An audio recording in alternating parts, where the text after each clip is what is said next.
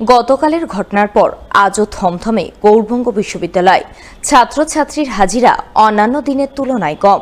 বিশ্ববিদ্যালয়ের প্রবেশপথে বাড়তি নজরদারি। বহিরাগতদের রেজিস্ট্রারে নথিভুক্ত করে প্রবেশ মিলছে বিশ্ববিদ্যালয়ে। খতিয়ে দেখা হচ্ছে পরিচয়পত্র। সায়েন্স বিল্ডিং পরিদর্শনে উপাচার্য পবিত্র চট্টোপাধ্যায়, রেজিস্ট্রার বিশ্বজিৎ দাস সহ উচ্চপদস্থ কর্তারা বিভিন্ন বিভাগে ঘুরে ছাত্রছাত্রীদের সঙ্গে কথা বলে আশ্বস্ত করার চেষ্টা করেন কর্তৃপক্ষ। যে কোনো রকম সমস্যা বুঝলে সঙ্গে সঙ্গে কর্তৃপক্ষের নজরে দেওয়ার উপদেশ দিলেন কর্তৃপক্ষ। মেজার নেওয়া যাওয়ার চেষ্টা করছি যাতে এরকম না ঘটনা ঘটে। আর এই ঘটনা ঘটবে বলে তো ভাবা যায় না। মনে হয় যে one of the incident is called the accident. Accident ছাড়া আর কি বলবো। সেই জন্য আমরা যত রকম মেজার নেওয়া যায় তার চেষ্টা করছি। যে ধরনের মেজার নিলে আমরা এটাকে মনে হচ্ছে পারবো, আরও আমরা কিছু ওয়ে আউট বার করবো। আপনারাও কিছু পদ্ধতি আমাদের দিন যাতে করে আমরা এটাকে সিকিউরিটিটাকে আরো আঁটোসাঁটো করতে পারি। ওদেরকে বললাম একা একা না করতে, সব একটা করে যেন ক্লাবিং করে ঘুরতে, অ্যাটলিস্ট মোর দ্যান ওয়ান। কারণ সেলফ সিকিউরিটি এক। দুই হচ্ছে তাদের যখন কোনো মেন্টাল প্রবলেম হবে, কর্তৃপক্ষ বন্ধুর মতো পাশে আছে, অভিভাবকই নয়।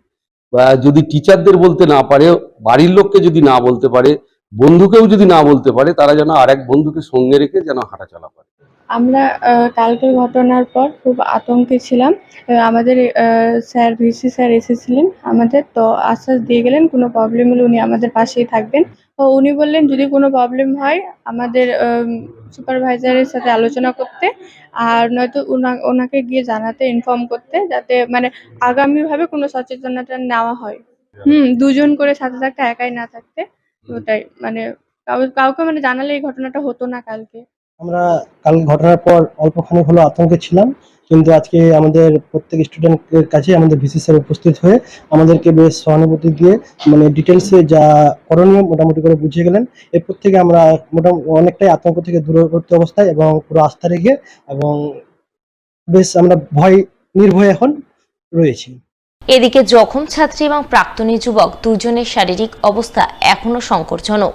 অস্ত্রোপচারের পর আপাতত ক্রিটিক্যাল কেয়ার ইউনিটে রেখে চিকিৎসা চলছে তাদের। আজ সকালে উপাচার্য সহ বিশ্ববিদ্যালয় কর্তৃপক্ষ দুজনের শারীরিক অবস্থার খোঁজ নিতে মালদা মেডিকেল কলেজ হাসপাতালে যান। তারা এখন অনেকটাই ভালো, ডাক্তাররা বলছেন অনেকটাই ভালো, কিন্তু ডাক্তারি পরিভাষায় যেটা বলে 72 ঘন্টার আগে পুরোপুরি আউট অফ ডেঞ্জার বলা যায় না। তাদের দুজনেরই অপারেশন হয়ে রিপেয়ারিং হয়েছে। যে গলায় যে চোট ছিল সেই চোটগুলিকে ট্রিটমেন্ট করা হয়েছে দুজনকে, এবং দুজনে এখন ক্রিটিক্যাল কেয়ারে ভর্তি আছে। আমাদের ইএনটি ডিপার্টমেন্ট, সার্জারি ডিপার্টমেন্টের যৌথ টিম বানিয়ে আমরা অ্যানেস্থেশিয়া সবাই মিলে টিম বানিয়ে বিশেষ করে এটা একটা অপারেশন করা হয়েছে। অপারেশন করে রিপেয়ার করে এখন ওনারা গতকাল থেকেই ক্রিটিক্যাল কেয়ারে ভর্তি আছেন, এখন অবজারভেশনের মধ্যে আছেন, ক্রিটিক্যাল কেয়ারে আছেন, মনিটরিং চলছে, ডাক্তার দেখছেন। এখন আমাদের ওখানে প্রায়োরিটি হচ্ছে ওনাদের লাইফ সেভিং, তাদের লাইফ সেভিংটাই হচ্ছে প্রায়োরিটি। তারপর পরবর্তীকালে আরও বাকি চিকিৎসাগুলো হবে। এখন আপাতত এই সাপোর্ট এবং মনিটরিং করাটা ক্রিটিক্যালি আছেন, তো এই ফেজটা কাটাতে হবে।